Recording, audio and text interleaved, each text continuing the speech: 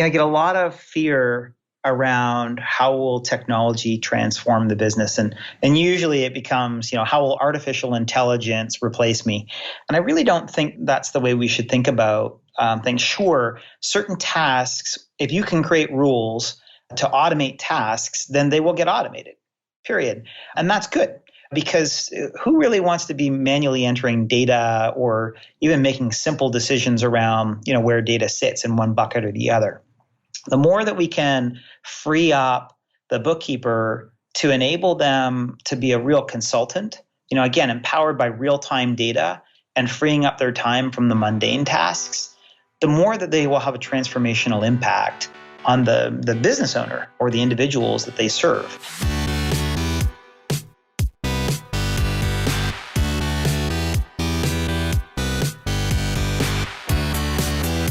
You're listening to The Successful Bookkeeper with your host, Michael Palmer.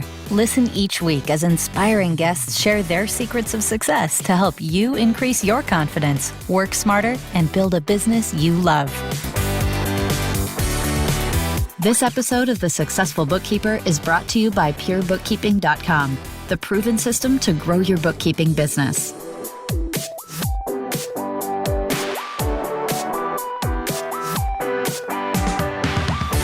Welcome back to the Successful Bookkeeper Podcast. I am your host, Michael Palmer, and today's show is going to be an epic one. Our guest is the president and CEO of Intuit Canada. He is responsible for helping the company become recognized as the nation's undisputed financial solutions leader in every market it serves by leading a team of over 400 employees dedicated to simplifying the business of life. Jeff Cates, welcome to the podcast. Great. Thanks for having me. Appreciate it. It's excellent to have you here, and I'm excited to have you share a little bit of your journey before we get into talking about what Intuit's been up to. Tell us about your career journey leading up to this point. Sure. Yeah. Well, I started off as a failed small business owner back in university. Went to the corporate world thinking I would always go back, but I haven't quite found myself back there yet. I spent 15 years at Hewlett-Packard in a variety of different roles, but ended up being a general manager of the consumer division at the end. And then my boss went over to Apple and pulled me over, and I ran commercial as well as kind of enterprise channels, training, variety of different roles. But still within that, I had small businesses, which is one of the segments that had the most passion for, given my starting. And then Intuit came a calling after 3 years and said, hey, help take us global. Help make products in Canada for Canadians, by Canadians, and help us innovate. And had much of the same value system from what I could tell that the original Hewlett and Packard had back when they were around. And so that was now over 7 years ago, which is amazing to say. And life has changed a lot since then. But yeah, so that's my start to end. So started off as a small business owner, and now I'm privileged to be in a role where I can help hundreds of thousands of small businesses be more successful, which is pretty cool. Wow. That's, it's an interesting trajectory. And the fact that you have that experience at a young age running a small business, I'm sure helps you in your business today, helping small businesses right across Canada. Yeah, it's funny. I hadn't really thought about it that much. And then as I was telling kind of some of the stories about, what it was like to try to get a loan, and I say try to because I wasn't successful, or just like the different challenges we had or how lonely it was, or even, I came out of a commerce program and I still didn't really know how to write a business plan. And so even with the training, it helped me realize how important it is to create opportunities for people to learn at the right time when they're ready to learn. And all of that came out of kind of reflecting on what I'd gone through. But I hadn't paused to do that until somebody said, whoa, wait a second. Can you tell me more about that? And then I started thinking about it more. And yeah, it's a great exercise. I've drawn from it a lot now.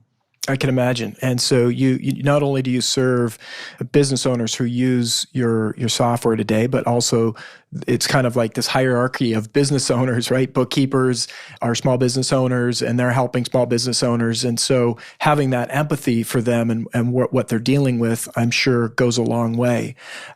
Talk a little bit about the culture of Intuit Canada and what it's been like over the last 7 years. How does small businesses show up in that ecosystem? Well, the culture itself is extremely kind of value-centric. And I say that because when I meet with new employees, every 2 months, I sit down with all new employees and I ask them, tell me about the brand, tell me about your experience, and what could we do better? What are the things that you literally wrote home about? And I always get the values, you live the values. It's a culture that wants to win together and learn together. It is a company that extremely values employee feedback and service or servant leadership, which is wonderful. It's always wonderful to hear that. It shows that we've stayed true to it since Scott Cook started the company more than 30 years ago. In terms of the evolution, gosh, it's changed so much. Like when I started, we were a desktop business, largely selling products through retail on discs. It was very different. We were in really 2 different countries outside of the US. Yeah, it was vastly different today, where now, we see ourselves as a platform, certainly on the small business side, increasingly on the consumer side, where we don't solely now look at how do we solve problems for our customers ourselves. We've expanded that to say, how can we enable others to solve problems on behalf of our end users, which can be small businesses or self-employed or consumers or accounting/bookkeeping firms. And so that's been great. It's really rewarding. The growth of the company has been phenomenal. The evolution of the technology has been amazing. The impact we're having in the world is significantly different. So it's been an exciting ride.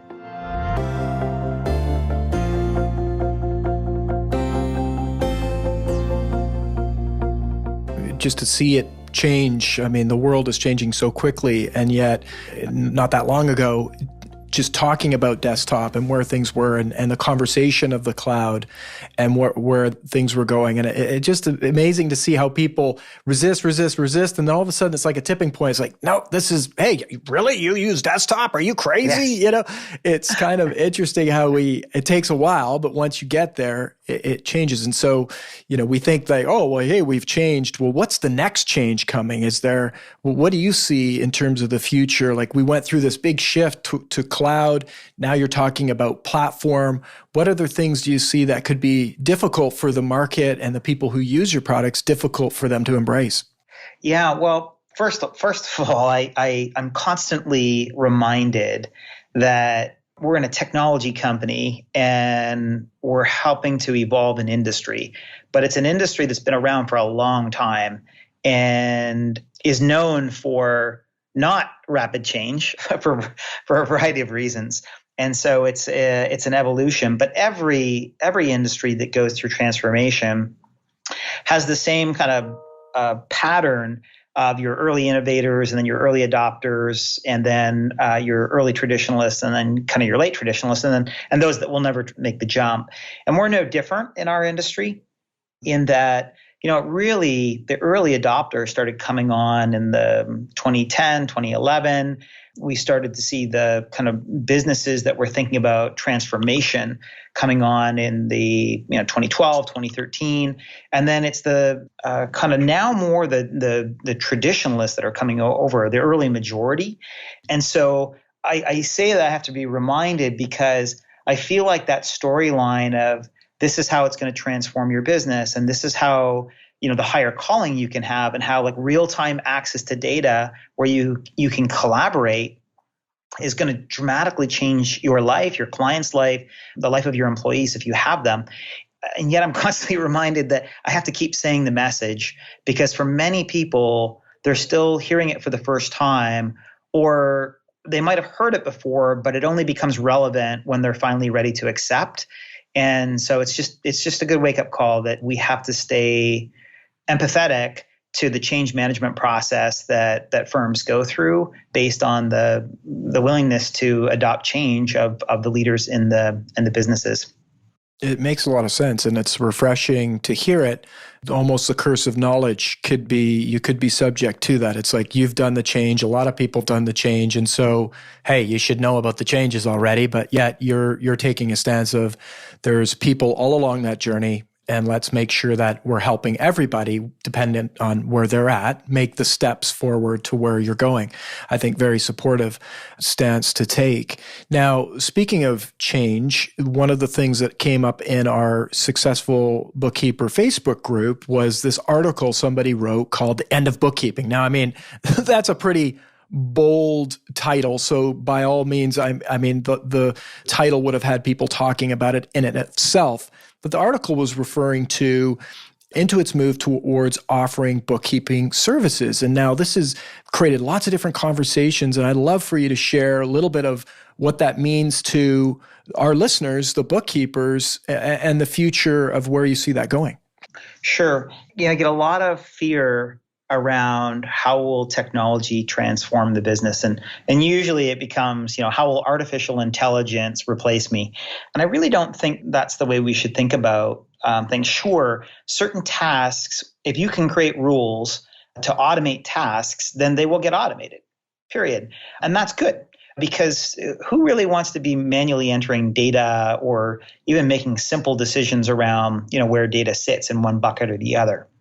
The more that we can free up the bookkeeper to enable them to be a real consultant, again, empowered by real-time data and freeing up their time from the mundane tasks, the more that they will have a transformational impact on the business owner or the individuals that they serve.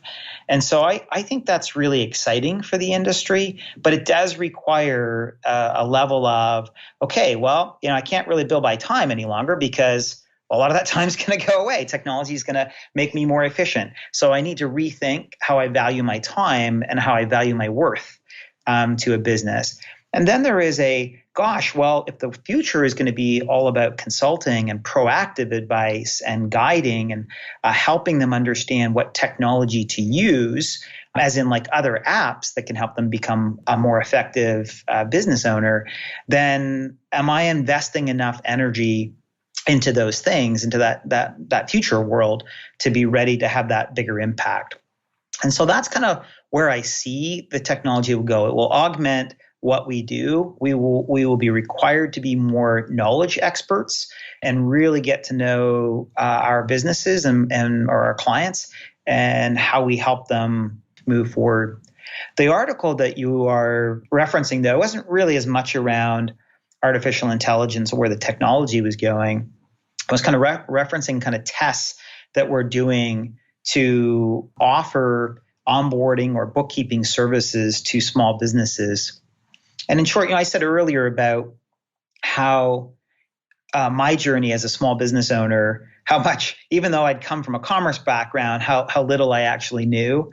And I think that kind of speaks to the fact that as a small business owner, as a startup, you only know what you know, and you often are coming in with a lack of knowledge of what you need to do to get started right. And that's why 50% of small businesses will fail within the first 5 years.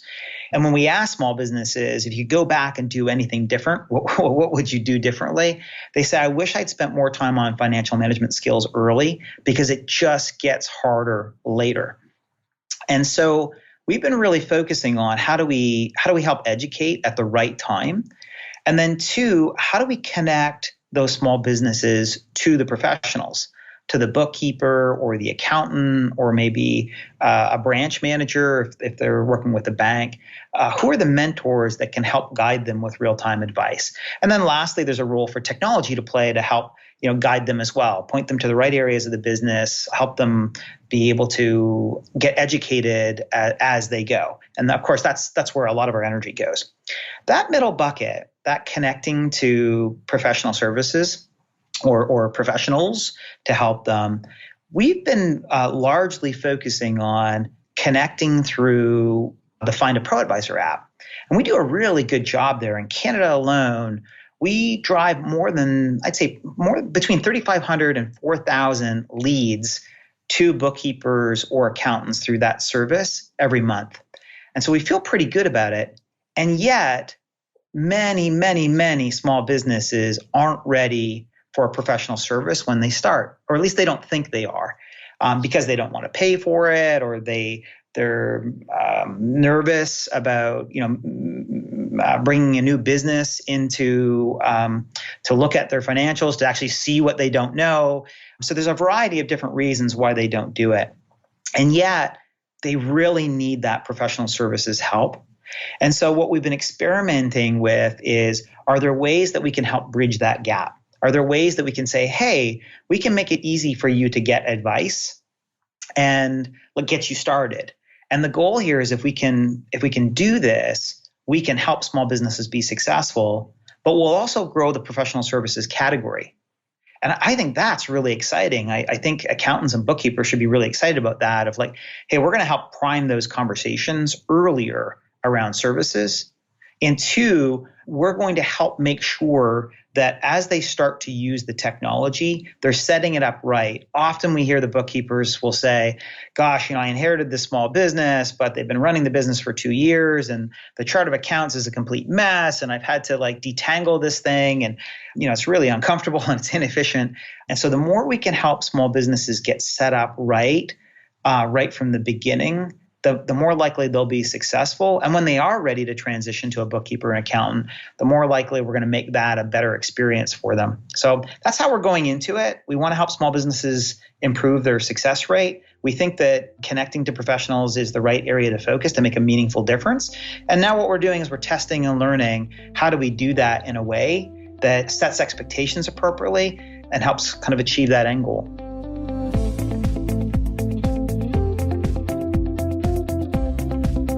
I love it. I think, it resets the conversation very quickly when we say, okay, wait a second. What are we actually trying to accomplish here? We're helping small businesses be successful. So forget about, what anybody else needs. But if we just focus on the small business, if we can help small business, what does that look like in the future? And so it's exciting. It really is. The way you've positioned that excites me, because one of the challenges I think every bookkeeper listening would be the work that goes into explaining why this is important. And a lot of small business owners, when they get started, like yourself back in the day, didn't get how important this was to take care of in the beginning, because, do it. My dad used to always say, do it right, do it once. And so instead of spending a lot of energy and time cleaning things up, how about we get this right the first time? And then you're handing off and also indoctrinating or teaching people that are in business that this is really important. This is going to be really valuable to you in the future and actually help you be more successful. And then that's creating an even bigger market for the industry. I love it. Sounds like your dad went to the same school that my dad went to. Oh, yeah. I'm sure, and probably a bit of the school that you went to too. So, it's growing up as a small business owner and really not knowing at the time. I mean, unfortunately, my dad passed due to a fight with cancer. But before his life, after he died, I asked my mom. I said, when he was a small business owner, what was the deal? I just remember him always struggling in business. He was great at what he did. He was a technician. He ran a contracting business for he was an electrical contractor, did electrical work, and it was like I just remember the paperwork, the frustration, and all that good stuff. And she used to say, yeah, he would take all of his receipts and his bag of stuff to the accountant at the end of the year to get ready for taxes, right? And it was like this financial autopsy of like, what happened? It's like, oh, Dave, you didn't make any money, or it's like, yes. And that was very stressful for him. He tried to have my mother do it. The bookkeeping, and that was stressful for her because that's not her thing. It takes a certain type of person and education and skill to do it, right? And so it just caused a lot of angst in the family, and it was not healthy for our family, and it caused a lot of things that probably could have been different in this day and age, where there are more options and people are more educated about what's available. And so if we can help people like my dad and your dad, right? And you back in that day, it's going to be better for the family. It's going to be better for our communities. It's going to have businesses thriving. And I think we'll have a better world, a happier world, a more productive world if we can do that. I'm a big believer in small business and community, local community. That's where we all live. So if we take care of that first, that's going to help the greater world than the things that go on beyond our community. So I'm pumped about where you're going with this, and I think our listeners should be, and they should be checking it out and figuring out how they can help and how they can be involved. 100% agree. And often, we know the role that the bookkeeper in particular plays in helping to provide that peace of mind and set up processes for the accountants to be more efficient. And often, once they're set up, the small business is like, I don't really want to try new technology because I don't want to disrupt anything, right? They're afraid of that side of the business. So the more we in the industry can help them embrace the role of technology and rethinking processes to help them spend the time where they get energy and guide them on what's going to help them grow their business. That's the magic of this industry. That, what industry has more of an impact day to day helping small businesses be successful? I'm not sure there's anything more than the bookkeeping industry, but it requires that invitation, that right marketing to the small business to say, hey, this isn't scary and it's not, not crazy expensive, and it's well worth the time invested and the money invested to seek professional services to help you. We just have to experiment. How do we do that in a way that will help bring that power of the industry to the individuals? But there's no doubt this is one of the single biggest things we could do to help improve that success rate of small businesses and just make a better world, quite frankly. There's a lot of stress in the life of small businesses. This is a way we can help ease it. Love it. Totally agree. And exciting. I think it's an exciting message from yourself and Intuit that this is great for the industry and opportunity, lots of opportunity. I love how you said where they get their energy, right? It's like another, it's kind of a frame. I don't know that I've really heard it in that frame specifically, but helping the business owner do the things that give them energy versus the things that remove the energy is an excellent way of putting it. And I think something that our listener can actually take on and be thinking about. It's like, you're really going to increase the energy of the business owner by doing the work that you do, and think of it in that terms. And as part of your conversation, when you're talking to business owners, like what lifts you up, what brings you down, often it's going to be the things that the bookkeeper is going to take off their shoulders. So love that frame. And I'm excited to have our listeners start thinking that way and using that kind of language. Who wouldn't want more energy, right? As a business owner, take it back to your family, because you've got a business to run, you got a family to take care of. More energy equals a better life. Love it. Yeah. And most of the bookkeepers, or at least a lot of them, are small business owners themselves. And so I think they can kind of empathize with that. It's hard.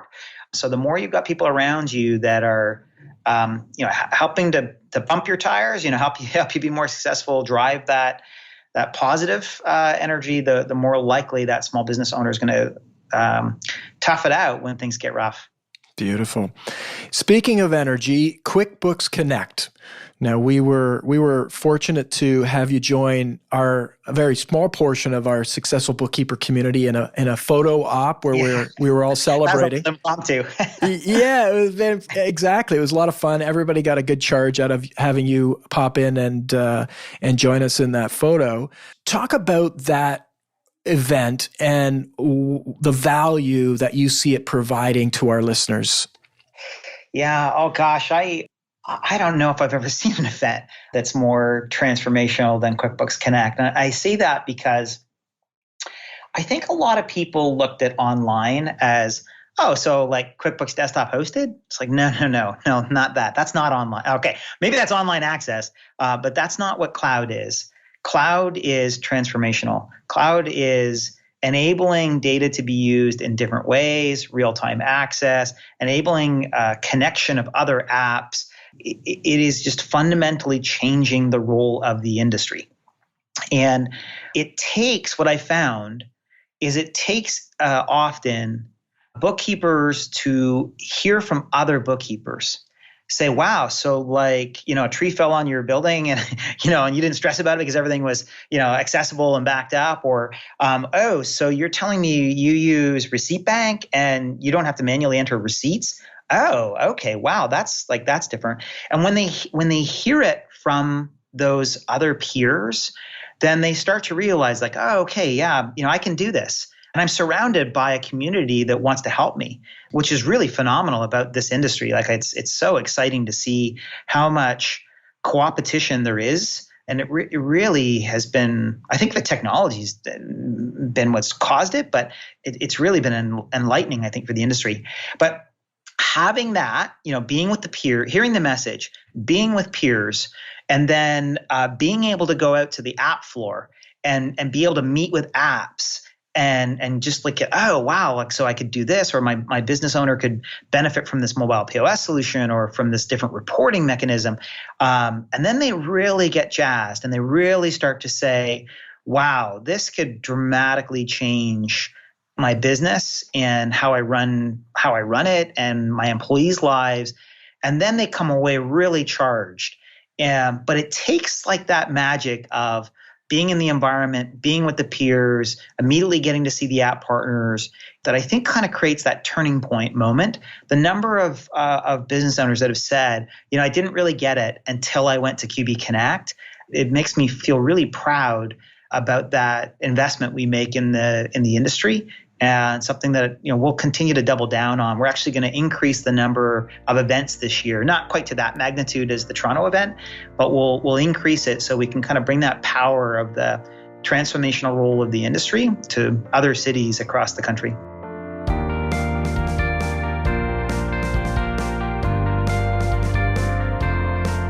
That's exciting. And I think it's one of the interesting things is that you have both the accountants, bookkeepers, and as well business owners that go to these events, which is bringing together the whole stakeholder community, if you will. What's that been like? Because I think that's somewhat unique. Yeah, well, when we started, it's been an interesting journey. We started back, I think, probably around 2012 with like 72 kind of early adopters, really just trying to figure out what is this cloud thing going to be, right? And we were all kind of figuring it out at the time. And we brought in a lot of experts from around the world to kind of help rethink how technology would transform. And then we realized that there was a real lack of training around tax, and that we also thought the technology would transform tax. It's taken a lot longer there. We're now finally starting to make some real headway. But then we added in tax. So now it wasn't just bookkeeping, it was also tax. And then it became what is today, which is QuickBooks Connect. It was Thrive, and then it became QB Connect. But as we've gone along, we've continued to evolve and add to the event. So we started off with just us and our partners, and then we added in third-party app providers. And, we started off with 6, and now we're at like 50. And then more recently, as you called out, we started adding small businesses in. And so it just keeps evolving and getting bigger and better, which is really exciting. I think our next area that we need to double down on is, again, what we talked a bit about earlier is, some people are like all in and they want to know like what's the next gear. And then other people are like, okay, I'm finally ready. Can you tell me it again? Like, what does this mean for my pricing strategy, or how do I work with employees, or what are these app things I need to think about? And so we need to start to segment our training, the education component, so that we can help cater to those different organizations that are at differing spots on the journey. Totally agree. Meet them where they are and provide that. It's challenging because it's a big event, and you've got to figure out the logistics of that. But I think that makes it more welcoming to wherever you are in that journey, which I think is exciting for our listener. And I will say, having been to both QB Connect in Toronto and QB Connect in San Jose, two of the bigger events, and you're saying you're going to have other events in other cities, which will be, I think, exciting for people who can't travel or it just makes it more accessible. But I see a lot of great benefit in attending these events for education, connecting and networking, but also from a mindset perspective, just the confidence I think that's available when you learn something new, when you connect with people, you don't feel like you're doing it alone. Really, for our listener, an essential part of your year. I think every year, everyone should be thinking about investing time and energy and money into attending events like these. And these ones are fantastic. Not only you're going to learn a lot, meet a lot of people, you're going to have a lot of fun because you have parties and all sorts of great things to bring people together. So I'm really excited about QB Connect this year. In Toronto, it'll be likely in the later part of the year, like November, December. Is that right? Yeah, it will be, I think we're first week of December will be the date, but don't quote me on that. We'll put the dates up when they're confirmed. We'll put them up on the site so people listening to this. What's exciting is that, when this episode airs, there's lots of time to get planning for this. So we got Toronto for our Canadian listeners. You've got the first week of December for our listeners in the United States. You have early part of November. And then our Australia listeners, I think probably we missed the boat on this, but it's like June or May, I think, in Australia. So these are happening all over the world, very similar events from a content perspective and structure, and super excited to be attending them myself. And hopefully we'll be able to connect with all of you listeners at QB Connect this year somewhere in the world. Jeff, this has been a fantastic conversation, and I want to thank you for your generosity of time, and I want to thank you for the work that you do. You bring the heart of the small business owner to a very large organization, and that large organization is helping small businesses right around the world. So thank you for that. Thank you for being on the podcast. My pleasure. Thanks for giving me the opportunity. It is all our pleasure, and we hope to have you back at some point to come and share your take again. Great. Thank you.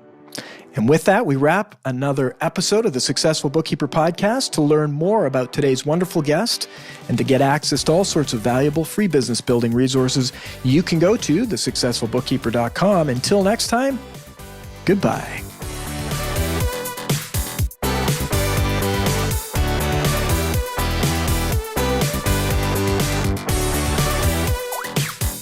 You've been listening to The Successful Bookkeeper with Michael Palmer.